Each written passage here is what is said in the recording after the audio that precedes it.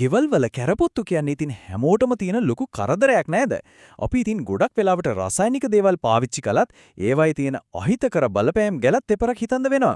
ඉතින් අද අපි මේ විග්‍රහයෙන් බලන්න යන්නේ කිසිම සතෙකුට හානියක් නොකර සම්පූර්ණයෙන්ම ස්වභාවික දේවල් වලින් මේ කරදරකාරී සත්තුන්ව ගෙදරින් පළවා හරින හරිම සරල ක්‍රමයක් ගැනයි. ඇත්තටම එප්පා වෙන දෙයක් නේද මේ අනවශ්‍ය සත්තු ගෙදර එහෙ මෙහෙ යන එක විශේෂයෙන්ම කුස්සියේ කෑම කැබඩ් වල මේ සත්තු ඉන්නව දකින්න එක කොහෙත්ම හොද දෙයක් නෙමෙයි. හැබැයි හිතන්න මේකට කිසිම වියදමක් නැති තරම් හරිම සරල ස්වභාවික විසඳුමක් තියෙනවා කිව්වොත් හොඳයි එහෙනම් අපි බලමු මොකක්ද මේ ස්වභාවික පිළියම කියලා. අපිට කතා කරන්නේ ගෙදරදීම හදාගන්න පුළුවන් පුංචි පැකට් එකක් ගැන. මේකේ විශේෂත්වය තමයි කිසිම සතෙක් මරන්නේ එයාලව පළවා හරිනව විතරයි. හිතනවට වඩා මේක හදාගන්න එක ලේසියි. දැන් බලන්නකෝ මේ ක්‍රමේ තියෙන වාසි. ඇත්තරම පුදුමයි. වැදගත්ම දේ තමයි කිසිම සතෙක් මරන්නේ නැහැ. අපි කරන්නේ එයාලට අප්‍රසන්න පරිසරයක් හදලා පළවා හරින එක විතරයි. දෙවනුව වියදමක් නෑ කිව්වට හරි. තුන්වෙනුව පාවිච්චි කරන්නේ සම්පූර්ණයෙන්ම ස්වභාවික අපේ කුස්සියම තියෙන දේවල්. ඒ වගේම තමයි එකපාරක් හෙදුවම මාසයකටත් වඩා කාලයක් මේකේ බලපෑම තියෙනවා. හරි එහෙනම් අපි කෙලින්බ වැඩේට බහිමු. කොහොමද මේ පුදුම පැකට් එක හදාගන්නේ? බය වෙන්න එපා මේක හරිම සරල වටෝරුවක්. අපිට ඕන වෙන්නේ හරිම පොඩි දේවල් ටිකක්. මුලින්ම කරාබු නැටි ටිකක්, ඊළඟට උල්හාල් කොළ ටිකක්. අපි මේවා දාන්න පොඩි රෙදි කෑල්ලක් හරි කඩදාසි බෑග් එකක් හරි හොයාගන්න ඕන. පොඩි ටිප් එකක් දෙන්නම්. පොල් තෙල් බින්දු කීපයක් එකතු කරගත්තොත් මේකේ සුවඳ තවත් හොඳට පැතිරෙනවා. මේ හැමදේම ලේසියෙන්ම හොයාගන්න පුරුවා. හදන විදියත් හරිම ලේසියේ පියවර 3යි. පළවෙනි එක අර ගත්ත බෑග් එකට කරාබු නැටි 10ක් 15ක් විතර දාන්න. ඊට පස්සේ උල්හාල් කොළ දෙක තුනක් කරන් පොඩ්ඩක් අතින් පුඩි කරලා ඒකත් එකතු කරන්න. දෙවෙනි පියවර ඇතුලේ තියෙන දේවල් එළියට නොයන්න බෑග් එකේ කට හොඳට දැට ගහන්න.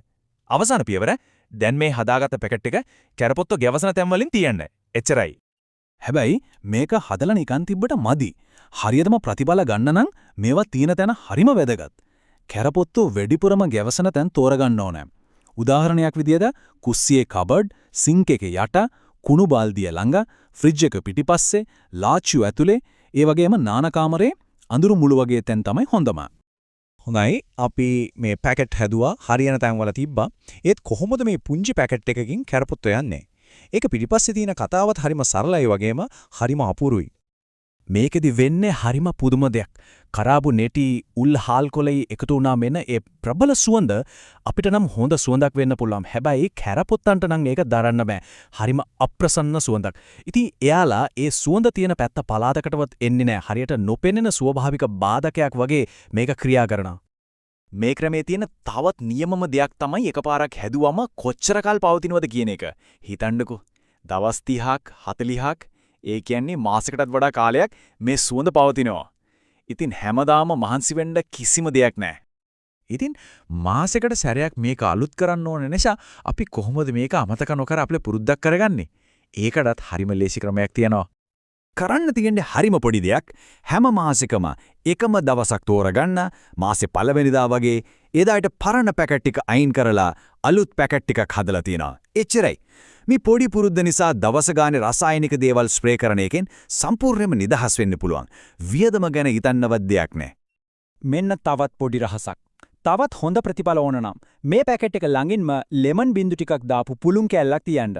ලෙමන් සුවඳත් කැරපොත්තන්ට අප්‍රසන්නයි. හැබැයි මතක තියාගන්න මේ ක්‍රමේ මූලිකම දේ තමයි පළවා හැරීම මිස මරා දැමීම නෙවෙයි. හරි.